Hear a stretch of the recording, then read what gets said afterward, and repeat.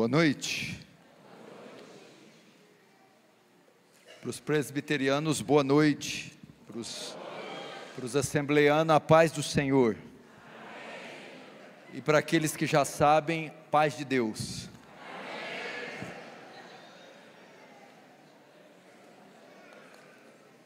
Deixa o homem lá escutar, viu? Queridos, é uma alegria enorme para mim estar aqui novamente. Sempre é muito bom encontrar queridos amigos, pastores e um povo sedento pela palavra de Deus. Que Deus fale conosco essa noite. Abra comigo em Mateus 24.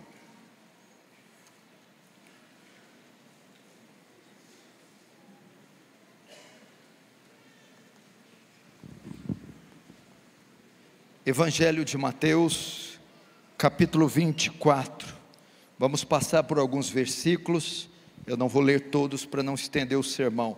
Vamos ler o verso 15. Quando, pois, virdes o abominável da desolação de que falou o profeta Daniel, no lugar santo, quem lhe entenda, então os que estiverem na Judéia fujam para os montes, quem estiver sobreirado não desça a tirar de casa alguma coisa, e quem estiver no campo não volte atrás para buscar a sua capa. Ai das que estiverem grávidas e das que amamentarem naqueles dias. Orai para que a vossa fuga não se dê no inverno nem no sábado, porque nesse tempo haverá grande tribulação, como desde o princípio do mundo até agora não tem havido, e nem haverá jamais. Deixa aberta até aí, só mais uma rápida oração. Querido Deus, nos humilhamos diante da sua presença, da sua face, do seu trono, da sua glória, cônscios da nossa pequenez, da nossa miserabilidade e insignificância, diante da sua majestade. Não vou a ti fiado na minha justiça, mas nas suas muitas misericórdias, assim como tem sido misericordioso todos os dias da nossa vida. Sê mais essa noite, despejando da graça abundante sobre todos nós, em nome de Jesus, amém. Irmãos, preste atenção aqui. Eu não vou trazer novas verdades, eu vou trazer as antigas e boas verdades. Paulo, escrevendo aos Filipenses, diz: eu não me canso de escrever as mesmas coisas, pois é segurança para vós. Portanto, eu vou passar por textos e um tema que provavelmente você já ouviu muitas vezes, mas é necessário ouvir novamente. O mundo todo foi surpreendido na tarde de sábado, ou na noite de sábado, quando o Irã resolveu atacar Israel, lançando ali alguns drones e alguns mísseis, cerca de 200 mísseis. E todos nós tememos muito quando algo que envolve armas de guerra traz a nós muito temor. Agora, quando se trata de algo do porte que foi, e envolvendo quem envolveu, isso nos traz um alerta, porque sabemos que nações têm interesse no que aconteceu. De um lado pode se unir ao Irã, China e Rússia, do outro Estados Unidos e outras partes do Ocidente. E isso eu não estou dizendo que vai acontecer, não é para ninguém se alarmar, mas se existir algum cenário propício para uma guerra de porte mundial, esse é um cenário provável. Deus queira que isso não aconteça. E quando esse tipo de acontecimento, esse tipo de fato ocorre e a mídia publica, a igreja sempre tende a associar isso com alguma profecia escatológica. Sim, faz parte dos sinais, guerras e rumores de guerras. Eu não acredito que qualquer míssil que exploda, ou qualquer peste que apareça, isso quer dizer que Jesus está voltando. Senão, nós ficaríamos esperando Ele, ou nós pensaríamos que Ele viria todos os dias, porque todos os dias temos algum fato dessa espécie. Entretanto, estes sinais devem causar algo em nós, e é isso que é o tema principal do que eu vou pregar. Mas antes de chegar nisso, eu quero falar um pouco com vocês sobre o fim do mundo. Jesus está saindo aqui do templo, e os seus discípulos indagam ele acerca do fim de todas as coisas, e perguntam que sinais, ou que sinal haverá da sua vinda. Jesus não deu uma data precisa para isso, e todos aqueles ao longo da história que tentaram marcar uma data específica, quebraram a cara. O mais recente no Brasil foi uma mulher que disse que ele voltaria num sábado de 1997, me parece que ele não voltou, mas a mulher continua pregando e sendo ouvida. Jesus não disse com precisão, mas ele deixou sinais. Disse: olha, eu vou deixar sinais, e quando vocês vissem estes sinais, e quando estes sinais se intensificassem e se harmonizassem com a profecia, então vocês saberiam que o fim está próximo. Mas na categoria, no que diz respeito aos sinais da volta de Jesus, os sinais estão colocados em duas categorias.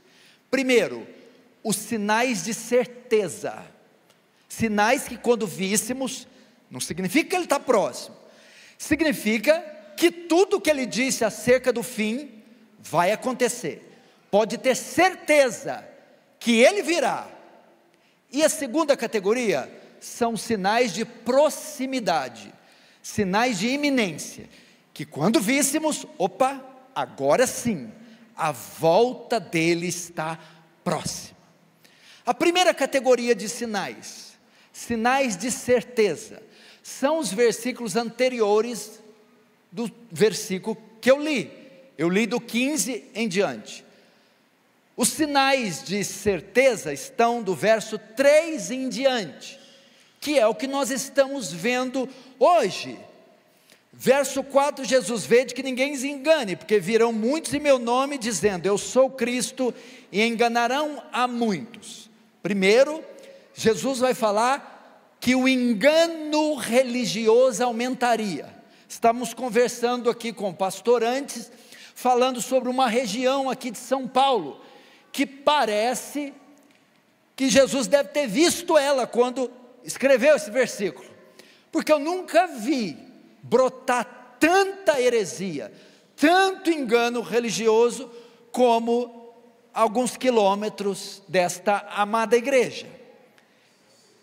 Outro sinal que Jesus dá, verso 6, e certamente ouvirei falar de guerras e rumores de guerras.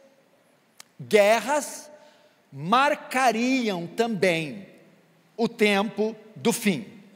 Veja só, mas pastor,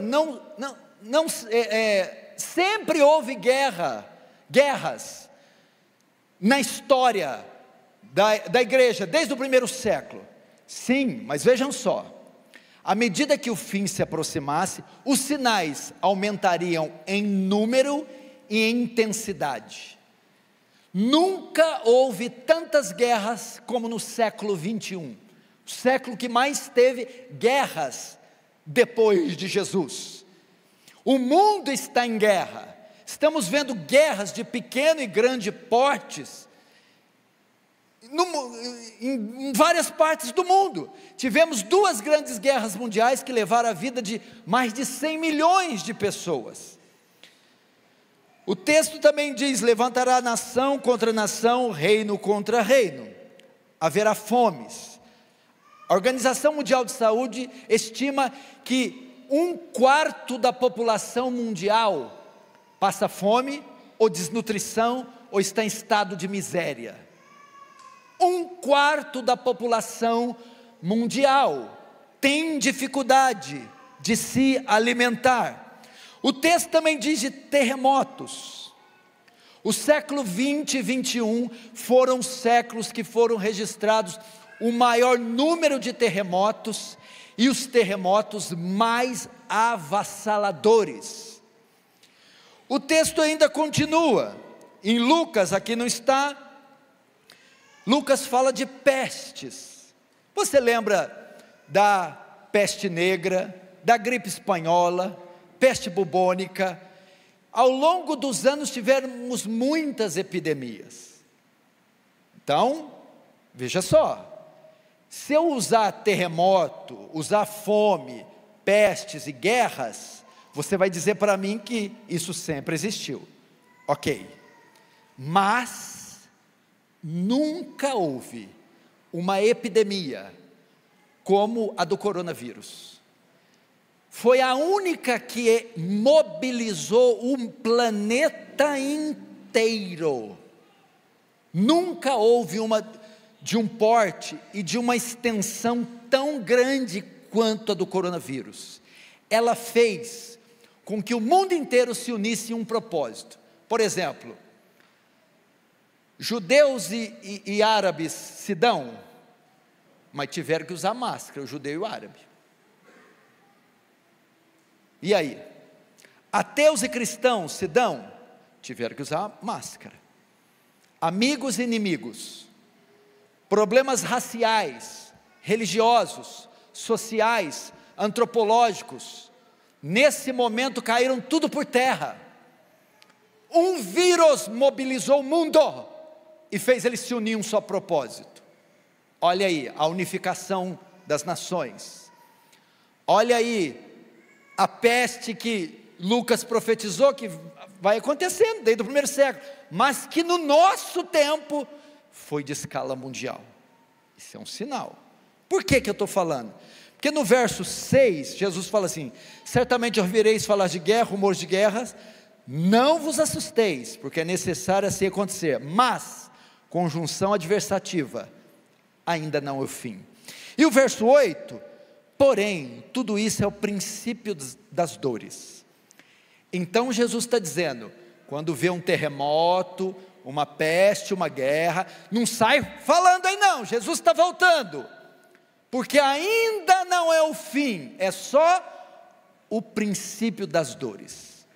O que Jesus quis dizer quando falou princípio de dores? Uma das interpretações que faz alusão a uma mulher grávida, que está com dores de parto. Veja só, a mulher está ali com 8 ou 9 meses, ela tem a primeira contração. Quando a mulher tem a primeira contração, significa que o bebê vai nascer naquela hora? Não, significa, vou nascer. À medida que o bebê vai chegando o tempo do nascimento do bebê, vai aumentando o número de contrações e a intensidade. Começa a ter mais contração e são mais dolorosas. Não é assim? Então, o que Jesus está mostrando? Que cada terremoto, peste, guerra, são contrações, que à medida que o fim chegar, vão se intensificar, vão aumentar em número e em grau. Então aí deve nos levantar o sinal de alerta. Por isso que eu acho que uma pandemia do porte do coronavírus já é uma contração bem aguda e bem intensa, mas são sinais de certeza, Jesus vai voltar. Agora vamos ver os sinais de iminência. Quando víssemos, aí diríamos, agora sim, Jesus está às portas. E tem dois, os que eu quero destacar, dois sinais de proximidade, de iminência. Primeiro, a igreja de Tessalônica estava sendo assediada, como muitas igrejas do primeiro século, por falsos profetas que estavam dizendo para eles que Jesus já tinha voltado. E o pessoal de Tessalônica estava triste, que disseram: poxa, Jesus voltou, e nós não vimos, não contemplamos. Paulo vai corrigir isso e escreve 2 cartas, para tratar de, um dos pontos a ser tratado é sobre a volta de Jesus. Circulava uma carta, dizendo que ele já tinha voltado, e profecias. Paulo vai dizer que ninguém vos engane, quer por carta, quer por palavra, porque não será assim, isso não será assim. Isso o quê? A volta de Jesus, sem que antes, aí ele dá 2 sinais, se manifeste o homem do pecado. Primeiro sinal de iminência. Segundo, e vem a apostasia. Quando nós víssemos esses 2 sinais, nós saberíamos, agora sim, finalmente o que lemos a vida inteira, ouvimos, escutamos, os nossos olhos enxergarão. Primeiro sinal, é o que Jesus diz aqui no verso 15, quando pois virdes o abominável da desolação, de que falou o profeta Daniel, no lugar santo, parece um versículo difícil, né? O que é isso? Jesus diz, quando virdes o abominável da desolação, algo abominável, dentro do lugar santo, opa, então sabeis, isso é um sinal. De que falou o profeta Daniel? Vamos lá. Daniel é o Apocalipse do Antigo Testamento. Você quer profecias, ou você quer escatologia no Antigo Testamento? Daniel, nas suas 70 semanas, ele profetiza que algo abominável entraria no lugar santo. Vamos primeiro entender, essa profecia se cumpre de 3 formas, ou em 3 fases, no meu entendimento. Primeiro vamos identificar o que é esse lugar santo que ele está falando. Ele está se referindo ao templo, era o centro de adoração de Israel, um lugar sagrado. Ele diz que algo abominável entraria e profanaria o templo, ok? Isso se cumpre de 3 formas. Primeiro, com a entrada e invasão de Antíoco Epifânio em Jerusalém. Ele invade a cidade, toma o templo, constrói um altar e sacrifica vísceras de porcos. Porco era um animal imundo para o judeu. Assim, Antíoco Epifânio, que é um antítipo, é um tipo do anticristo, ele profana o lugar santo, o abominável da desolação no lugar santo. É um rei ímpio, pagão, entrando no templo e oferecendo um sacrifício com porcos, assim profanando o templo. Isso aconteceu 2 séculos antes de Cristo. A segunda forma dessa profecia acontecer foi no ano 70, quando o general Tito invade Jerusalém e destrói o templo, cumprindo a profecia de Jesus. Não ficará pedra sobre pedra. É o abominável da desolação no lugar santo. Então, essa profecia se cumpre de 2 formas, com a invasão do templo, a destruição e a profanação. Mas Daniel tinha em mente algo ainda mais elevado e algo mais distante. Não é só a figura de Antíoco Epifânio, nem de Tito, mas Daniel tem em mente também o anticristo. Quando o anticristo entrar no templo, sabia que ia ter uma perninha de dispensacionalismo aí hoje. Calma. Paulo diz assim, em Tessalonicenses, esse cuja vinda é segundo a eficácia de Satanás, com poder e mentira, está falando do anticristo, ele se assentará no templo de Deus, dizendo-se ser o próprio Deus, e se levantará contra tudo que se chama Deus ou é de Deus.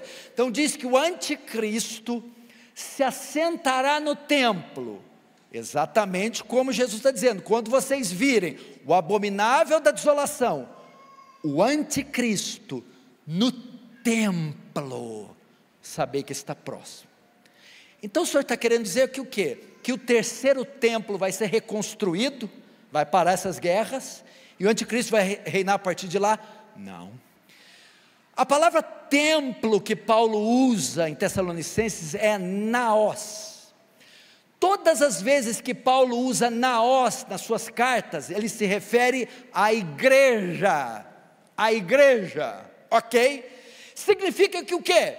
Que quando o anticristo aparecer e tomar o poder, ele vai assumir a liderança da igreja visível, institucionalizada. Ele vai fazer novamente a união de Estado e igreja, porque o anticristo será uma figura política e militar, que vai governar junto com a segunda besta, o falso profeta. Poder religioso se unirá a poder político e militar, tendo um cabeça, o anticristo. É isso que Jesus está falando. Esse é o sinal de iminência. Como nós podemos investigar um pouco mais sobre o anticristo? Veja só, Apocalipse capítulo 13, João está tendo uma série de visões. Eis que vi do mar uma besta, que tinha 7 cabeças e 10 chifres, e cada chifre nome de blasfêmias. Um dos chifres foi ferido, de ferida mortal, e a besta ressuscitou, e toda a terra se maravilhou seguindo após a besta. Veja só, o que é a besta que João vê lá? 7 cabeças e 10 chifres. Cabeças, impérios, coalizões, nações. Chifres, poder. Cabeças, Império Babilônico, Império Medo-Persa, Greco-Macedônio, Império Romano. São cabeças. O chifre, o seu poder de destruição. Ali João vê 7 em 1. A unificação das nações se unindo em um grande poder. No primeiro século, a besta era um sistema, o Império Romano. E o cabeça do sistema, Nero, César, o anticristo, ok? Então a besta que vai reinar é um império, ou um sistema de governo poderoso e mundial, é a besta, e vai ter a sua cabeça, um homem, o anticristo. Essa é a ideia. Parece que o cenário está sendo montado. Nós tivemos vários protótipos, começando da história mais moderna. Tivemos Hitler, por exemplo, que quis dominar o mundo, tinha características semelhantes. Jesus então mostra isso como um sinal. Quando a terra toda começasse a se tornar um regime único, anti-Deus, anticristão, porque esse é o significado de anticristo. Anti quer dizer duas coisas: no lugar de e contra. No lugar de Cristo e contra Cristo. Será um regime, um governo que odeia Deus, o Filho de Deus, o povo de Deus e o livro de Deus. Que odeia Deus, os herdeiros de Deus, a igreja de Deus, que se levantará nos últimos dias. Então este sinal é o de proximidade. Que mais? Agora o segundo sinal, o verso 16,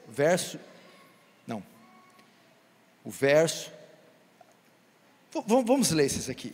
Então os que estiverem na Judéia fujam para os montes, e quem estiver sobreirado não desça para tirar de casa coisa alguma, e quem estiver no campo não volte atrás para buscar sua capa. Então, o que Jesus disse? Quando o abominável da desolação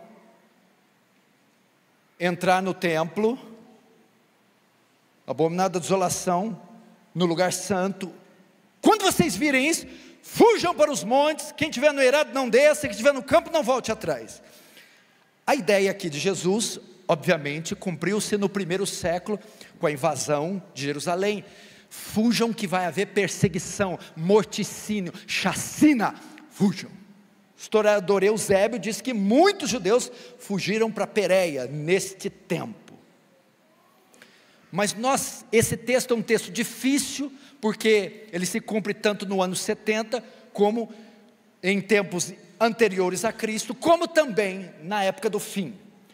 Mas nós podemos entender, à luz do que aqui está escrito, que Jesus está dizendo: quando chegar esse tempo, eu poderia traduzir o 16, 17 e o 18, assim: se preparem para uma perseguição. Isso já é realidade hoje em países do Oriente, isso já é realidade em alguns países do Ocidente, e aqui, por causa da graça comum que refreia, ainda não aconteceu. Jesus está dizendo: quando estas coisas se unirem, e quando todo esse cenário for construído, se preparem para perseguição, para perda dos direitos, para hostilidade e até para o martírio. Segundo conselho que Jesus dá, verso 19: ai das grávidas e das que amamentarem naqueles dias, orai para que a vossa fuga não se dê no inverno nem no sábado. Aí Jesus coloca duas classes de pessoas aqui, que vão sofrer em tempos como esses, porque está dizendo que o cerco vai se fechar, e um governo anti-Deus vai se levantar, e Jesus se prepara, mas terão dois grupos de pessoas que vão sofrer. No caso aqui, em tempos de guerra, quem sofre mais? Imagina mulheres grávidas de 8, 9 meses, ou lactantes, mulheres com bebê de colo, para fugir, refugiar em montes, se esconder, são as pessoas que mais sofrem.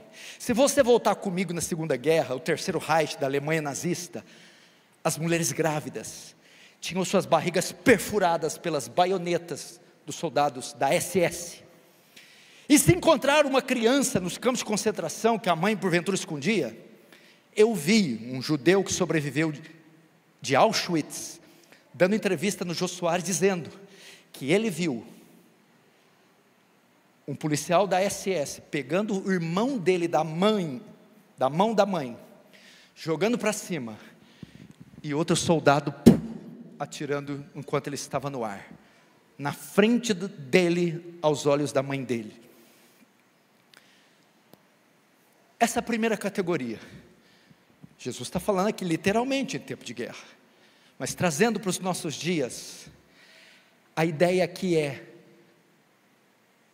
ai das pessoas frágeis, débeis, fracas, elas não resistirão o dia mau. Os crentes que não levam a fé a sério, que não são frequentadores assíduos do culto. Eu descobri, pastor Mauri, com agora anos de experiência, que tem crentes que só oram quando se ora no momento de culto, e só leem a Bíblia quando o pastor vai fazer a leitura, ou do texto pregado, ou da liturgia, ou da leitura responsiva. Esse tipo de crente não vai suportar o dia mau, são débeis, não veem valor no culto público, na escola dominical, na vida devocional, não se envolvem com a igreja local, não crescem na graça do conhecimento, não se envolvem nos trabalhos da igreja. São aqueles que sofrerão em tempos de racionamento, perseguição, hostilidade. Primeiro século foi um século terrível para os cristãos: duplos impostos cobrados, perda dos direitos, perda do emprego, prisão, tortura, martírio. Segunda classe: orai para que a vossa fuga não se dê no sábado. O que Jesus tinha em mente aqui? Mateus é exclusivo para judeus. Ele tinha em mente a guarda do sábado, e principalmente a religião dos fariseus, que tinha tanta restrição e regra no sábado, que iam sofrer muito se tivesse que haver uma fuga e a violação de sucessivos mandamentos do sábado, acrescentados por eles. Segunda categoria que vai sofrer, pastor Mauri, nesse tempo, ai dos religiosos, presos em costumes, em dogmas, em tradições, e não em Cristo. A vida toda se fiou na tradição, a vida toda no legalismo, na religião, vão sofrer. Só as que estiverem apegadas em Cristo. Isso é a realidade. Eu estou falando aqui com um dos pastores que mais tem contato hoje com crentes do Oriente, da África, do Egito. Não é a realidade. Você sai daqui, você pode comer uma picanha agora, ver no telão, gravar. Tem irmãos que na igreja subterrânea, em escombros, tem irmãos jurados de morte. Há países que, se você converter, você ganha uma sentença de morte. Esse é o primeiro sinal, sinal de iminência, a vida do anticristo. Agora o segundo sinal, a apostasia, verso 22, melhor, verso 23, então se alguém vos disser, eis aqui o Cristo, ou ele ali, não acrediteis, porque surgirão falsos cristos e falsos profetas, operando grandes sinais e prodígios para enganar, se possível, os eleitos. Vede que vô-lo tenho predito. Portanto, se vos disserem, eis que ele está no deserto, não saias, ou ei-lo no interior da casa, não acrediteis. Até aí. Jesus também adverte do quê? Eu poderia acrescentar esse também ao versículo 12, vamos ler o 12, e por se multiplicar a iniquidade, o amor se esfriará de quase todos. Vamos entender aqui, vamos explicar para você entender. Imagine que o anticristo é uma ave de rapina, um urubu, uma abutre. Vamos colocar o urubu, até o nome, até a pronúncia ela é feia, né? Esse é um termo que o brasileiro está familiarizado e sabe que não vale nada, né? Um urubu, um abutre. Você já viu quando eles descem no terreno, quando eles começam a fazer um voo circular? Geralmente é quando eles encontram algum terreno que dá depositada carniça, carne em decomposição, cadáveres, algo pútrido. Aquele tipo de apodrecimento, quando você passa de carro, ou a pé, de qualquer coisa, você sente o cheiro a metros, em alguns casos, dependendo da corrente de ar, quilômetros. Então, quando aquele terreno está todo afetado pela podridão do cadáver, então desce o abutre. A apostasia é o terreno. Quando o festival de heresia se espalhar, quando a religião verdadeira quase mais não for ouvida, já estão falando de retraduzir a Bíblia, reimprimir em uma nova versão. Imagina uma Bíblia do Estado, um culto onde a pauta será toda feita pelo Estado. A religião aposta que já está aí, igrejas inclusive, meu Deus, grandes nomes da teologia, estão se entregando ao liberalismo, à apostasia, ao satanismo. Fora isso, o problema moral da sociedade que emerge em caos ideológico, perverso. Isso é apostasia. Apostasia é as igrejas tudo fechar, pastor, todo mundo se tornar ateu. Não! E tendo comichão no ouvido, não suportarão a sã doutrina, mas amontoarão doutores conforme as suas concupiscências. Apostasia é a abertura de dezenas e milhares de igrejas falsas. Quando então o terreno estiver assim, ideologias, perversão sexual, heresias, abominações, o terreno, então vem a cereja do bolo, o anticristo. É nesse cenário que ele vai se apresentar, quando o certo for chamado de errado e o errado de certo. É o que estamos vendo hoje. Cirurgia de mudança de sexo de graça, paga pelo SUS, para menores de 18 anos, sem o consentimento dos pais. Gênero neutro, ideologia de gênero, descriminalização do aborto, da pedofilia, tráfico humano, tráfico infantil. Sabe quantas pessoas desaparecem só no Brasil? 120 mil, 60 mil são crianças, e boa parte disso é exploração sexual. A igreja hoje não só aceita casais homossexuais, ordena ministros dessa linhagem. Olha isso aí, gente. Aquele negócio do museu daqui esqueci o nome do museu lá que... Aquele que apresentou um homem nu, uma criança tocou nele. MASP. Aquilo ali já foi um escândalo, já virou fichinha. O que mais me incomoda é a passividade das pessoas. E a vinda do anticristo culmina em que ocasião? Daniel profetiza 70 semanas. Ok? A última semana é dividida em duas partes, duas metades, metade de 7, 3,5. A última semana é a que nós estamos vivendo agora, no meu entendimento. Mas nós estamos na primeira metade, então nós estamos na 70ª semana, na primeira metade. O que acontece na primeira metade? É o tempo da igreja, o chamado milênio, o reino de Cristo, a expansão, as missões, a pregação poderosa do Evangelho. Aí nós entramos então no fim do fim, a última metade da última semana. Ela é destinada ao quê? Se a primeira metade da última é destinada à igreja, a última metade da última semana é destinada ao anticristo, a sua ascensão, em um período que chamamos a grande tribulação. É o que está escrito no verso 21, porque nesse tempo haverá grande tribulação, como desde o princípio do mundo até agora não tem havido, e nem haverá jamais. O que é tribulação? Muitas pessoas confundem com a ira e o juízo de Deus. Não. Tribulação quer dizer teste, provação. Deus não testa nem prova ímpio. É um tempo que a igreja sofrerá a maior perseguição já vista, liderada pelo anticristo. A igreja não é arrebatada antes, ela estará aqui, sendo a pedra do sapato do anticristo, a pedra no sapato do anticristo.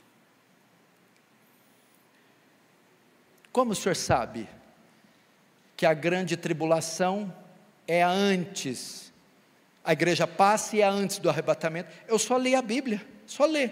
Verso 29. Logo em seguida a tribulação, Jesus então vai agora narrar um acontecimento que vem logo após a tribulação. Então é pós-tribulação.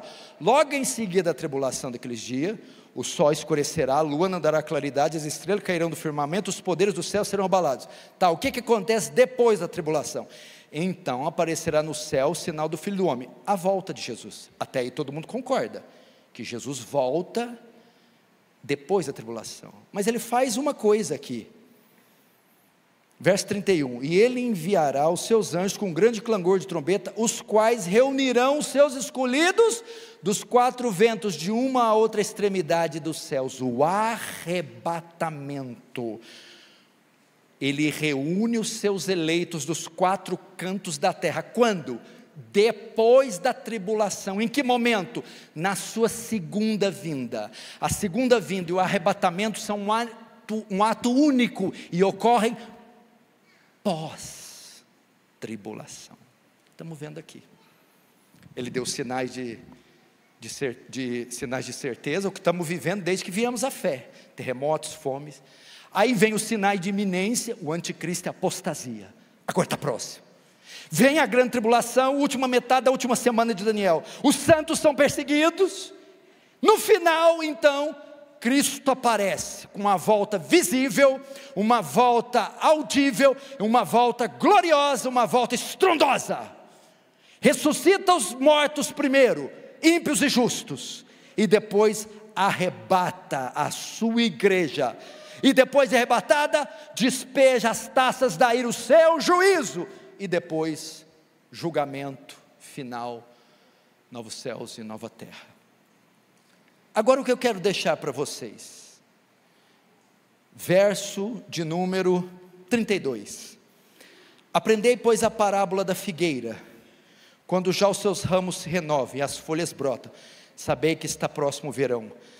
Assim também vós, quando vides todas essas coisas, sabei que está próximo as portas. É aqui que eu quero ficar, porque se eu parar aqui, o meu sermão não tem muita diferença com vários sermões de Apocalipse, mais um alerta para a igreja sobre a volta de Jesus. Aí Jesus está chegando próximo de encerrar, e ele vai comparar o sermão dele com uma figueira. Ele vai contar uma parábola. Outra coisa, figueira não tem nada a ver com Israel. Israel não é o relógio do mundo. Tem alguma relevância? Tem. Jesus vai dizer assim, ó, olhai para a figueira, quando os seus ramos se tornam tenros ou brotam suas folhas, sabei que está próximo o verão. Ele usa uma figura típica do Oriente, a figueira. A figueira tem um acontecimento com ela, que anuncia a chegada de uma estação.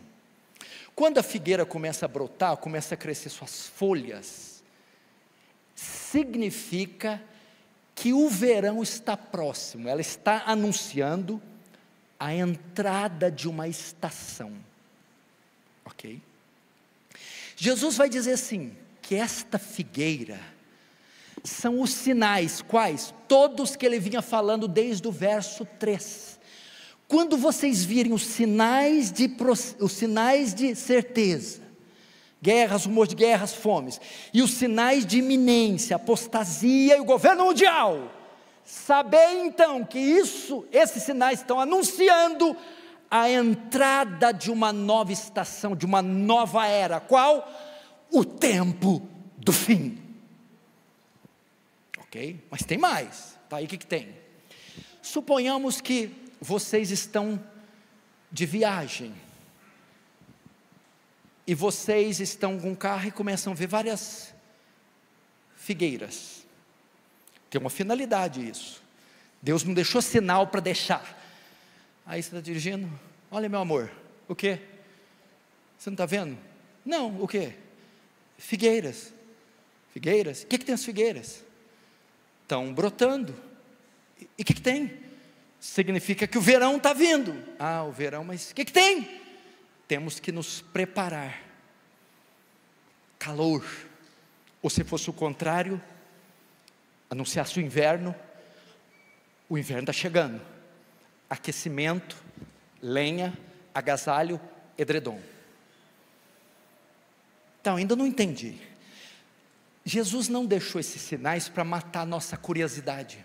Os sinais devem causar em nós reações. Explico. Você está indo de carro em uma rodovia, uma autobahn, está 130, 140 por hora. De repente você vê uma placa, um sinal, curva acentuada à direita. Aquilo deve causar uma reação em você. Você vai reduzir, porque a curva é de um grau de dificuldade muito alto. Você reduz. A finalidade da placa, do sinal, é produzir atitude, reações. Quando eu estou vendo sinais que estão anunciando a entrada de uma estação, ela é marcada por clima, temperaturas. Opa, agasalho, mantimento, querosene, combustível, água potável. A mesma coisa. Quando nós vimos falência do sistema econômico, guerras no Oriente e uma terceira guerra querendo explodir, depravação no meio social, apostasia, são placas, são sinais que o Senhor está mostrando. e quer que causem na igreja alguma reação, causem na igreja mudança, causem na igreja espanto, quebrantamento. A ideia é que, qual é? Está na hora de largar aquele pecadinho de estimação, está na hora de levar a igreja de Cristo a sério, está na hora de arrumar esses papéis, essa sujeira, limpar essa empresa, esse nome. Está na hora de observar o culto doméstico, evangelizar e discipular esses filhos e trazê-los à igreja. Está na hora de dizer sim ao seu chamado e se preparar num seminário ou num grupo, no ensino pessoal particular da igreja. Essa é a ideia. Agora eu temo, pastor, que esteja acontecendo, verso 32 ao 36, porque os dias do Filho do Homem serão como os dias de Noé, comiam, bebiam, em Lucas diz, compravam e vendiam, casavam-se e davam-se em casamento, quando então veio o dilúvio, e a todos levou. O que nós estamos fazendo?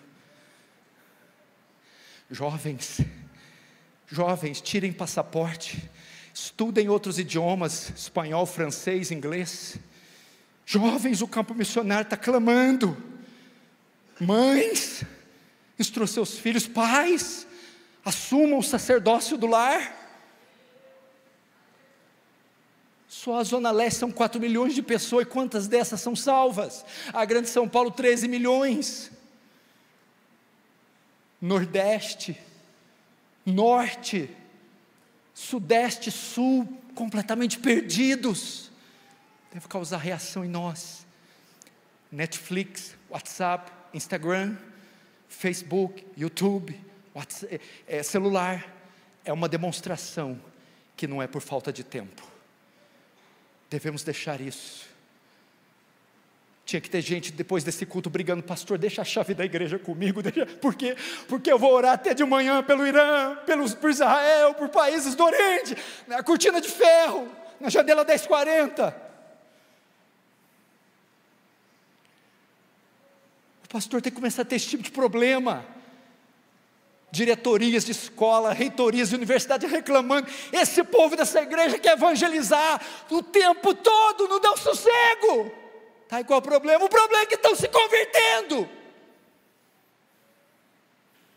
Vigília, pastor, podemos fazer vigília? Filho, mas você fez semana passada, mas queremos essa também. Tudo bem. Filho, mas você não fez semana, mas queremos 2, uma está pouco. Tudo bem. Vizinhos, boletim de ocorrência, denúncia, mas por causa do excesso de justiça, de piedade, de clamor, fazer os demônios dessa região se alvoroçarem. Meu Deus, o que Deus não pode fazer com uma igreja desse tamanho? O que Deus não pode fazer se essa igreja se unir em oração, em evangelização, em pregação, em clamor? Deus está para ver ainda a igreja que fala isso. O mundo há de ver, meu irmão. Sinais. Mexa comigo. Você está ali tranquilo, você vê a nota. O que é isso? Irã, mísseis. Isso leva você a dobrar os joelhos. Senhor, eu não estou alarmando, eu não estou dizendo que Jesus vai voltar amanhã, não. Mas os árabes não estão dormindo, e nós sim. Os muçulmanos não estão dormindo. Os satanistas, os ateus. Jesus disse que os filhos das trevas são mais prudentes que os filhos dos homens. Eu estou aqui para dizer que hoje não, aqui tem um povo revoltado e indignado com as trevas e com o mal. Aqui está um povo cheio do Espírito Santo, que não se calará e não se curvará a esse sistema. Jesus está voltando. Vamos fechar os olhos, vamos orar.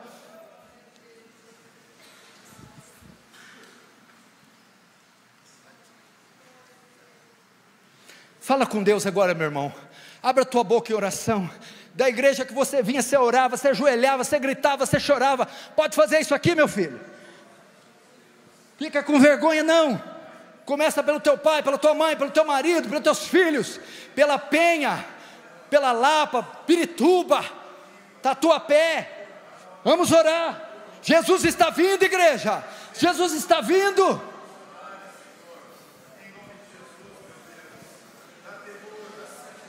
Vamos orar, igreja. Levante sua voz. Oh Espírito Santo, tem misericórdia de nós. Desperta a tua igreja. Aviva a tua igreja, Senhor. Levanta missionários, evangelistas, mulheres de Deus, intercessores, intercessoras, mantenedores da obra. Ore, meu irmão. Diga: me encha do Espírito Santo, Deus. Me encha do Espírito Santo, Deus.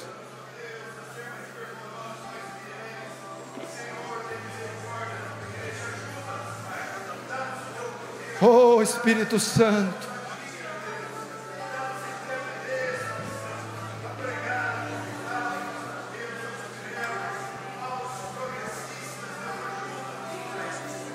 Senhor, nós cremos no poder de Deus.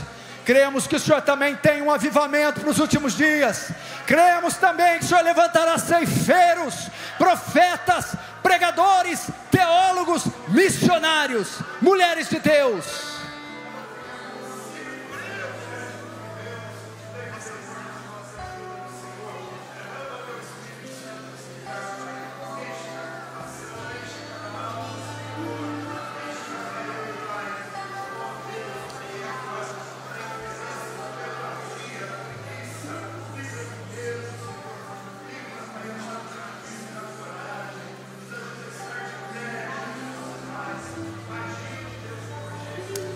Oh Deus, Maranata, ora vem, Senhor Jesus. Sim, em nome de Jesus, amém. Irmãos, que seja assim. Eu não sei se você está sem igreja. Se você está sem igreja, você encontrou uma hoje. Vem para a igreja, vem aprender Bíblia, teologia, vem orar, vem fazer vigília. Se você já é daqui, reunidos aqui nos próximos cultos, junto com o pastor, para estar à frente dessa obra poderosa. E se você também deseja se candidatar ao ministério, procure a liderança também. É o que pedimos, imploramos para você.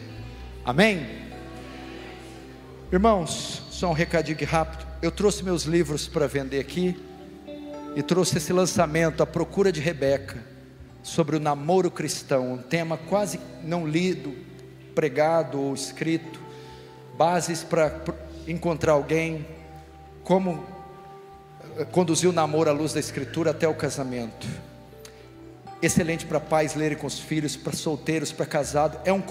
É um tratado também de masculinidade e feminilidade. Serve para homem casado, solteiro, para crianças. No final vou estar ali com outros livros.